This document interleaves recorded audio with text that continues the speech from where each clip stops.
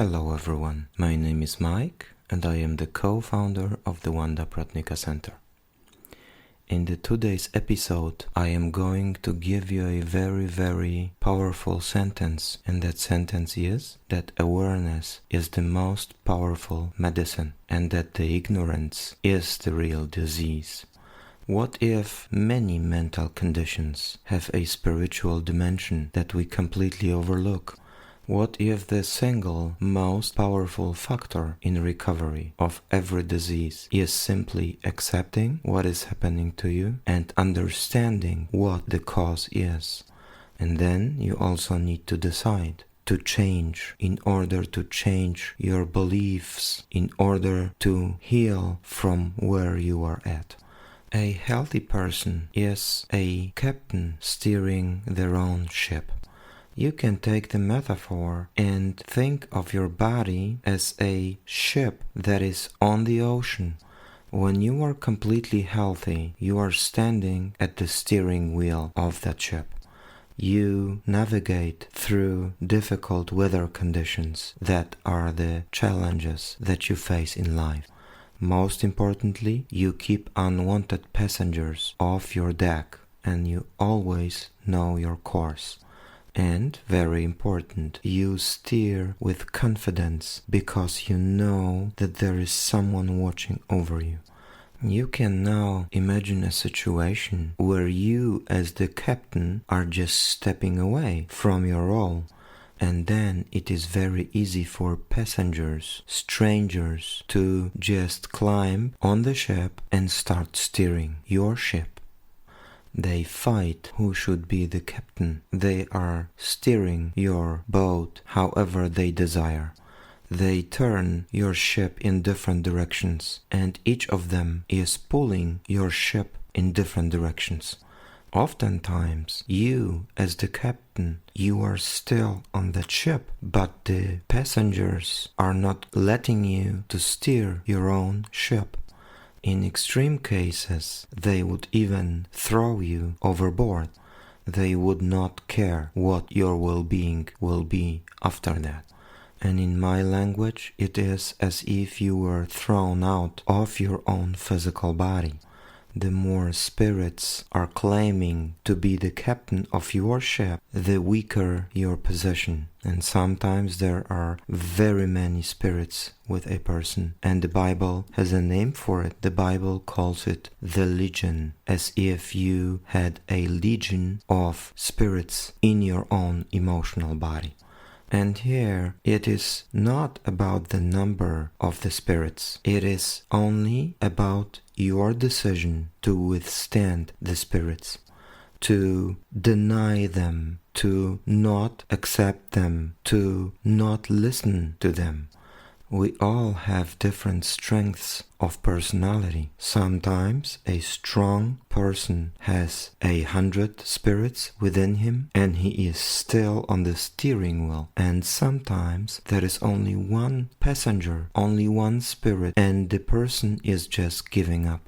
And the difference between them two is not the number of spirits, and it's not our strength to withstand the spirits. It is only about our awareness and the will to resist them. To do that effectively, you need to be able to just rebel. However, always remember not to rebel the good, not to rebel the higher intelligence. Rebel your own negative thinking. Rebel the habits that are long time no longer serving your best purpose. And the reason why you should say no to your negativity is that ignorance is going to create a vicious circle of fear. And here is how that works. A spirit is just coming nearer to you, attracted by your own negativity. If you don't know what is happening to you, you get terrified. And that moment, fear is going to attract more fear and is going to attract more spirits to you. And pretty soon you get afraid of everything. You even get terrified of the fear itself. You might even think that you have gotten crazy, and the consequence of that is that you are going to act as a crazy person. The reason for that is that reality is becoming whatever we are believing in. And if you are a helper of any kind, if you are a therapist of any kind, you will know that you are going to better the situation of your client or patients if you start believing the story the client is telling you. We have to very often tell the client, you are not crazy. You have every right to hear spirits' voices. This is a natural phenomenon that is occurring all the time. So it is not insanity. You are just probably more mediumistic than other people. That simple statement can change the entire vicious circle the person is in. And from my own experience, when the person learns the cause, the true cause of their suffering, the reaction is almost always relief. It is not horror. So we see that every day, again and again, that the first response the person is showing is joy. Very often these persons are saying, oh my goodness, finally I know what's wrong with me, and this explains everything, and it proves that I am not crazy.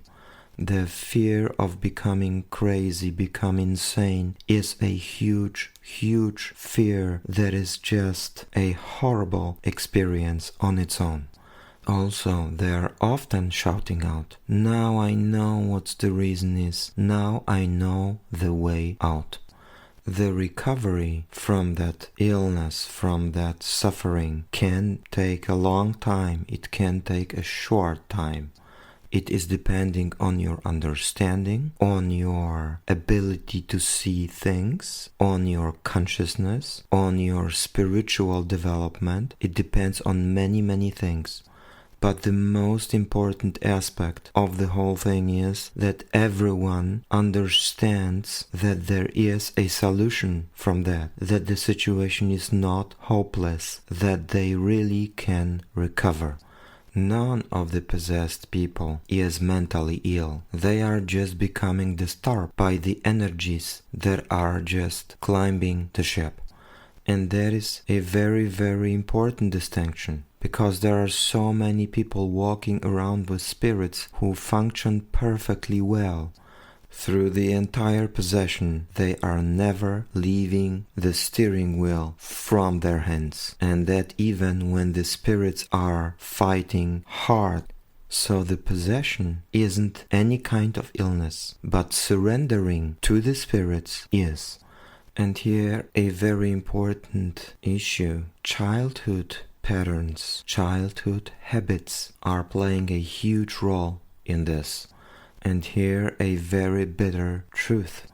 Small children who were never allowed to make their own decisions, who were growing with parents who were dominating, are especially vulnerable. As adults, they are having the tendency to subordinate themselves to someone else. First, it was their parents they were subordinating themselves to. They have not learned to rebel against the wrong thinking of others. There is a case of a man who spent 12 long years in a psychiatric clinic with severe schizophrenia. What was the cause? It was his own mother. After she died when he was young, she was blindly driven by love. I should actually say blind love. And she stayed with him, and she was taking care of him, just like when she was alive.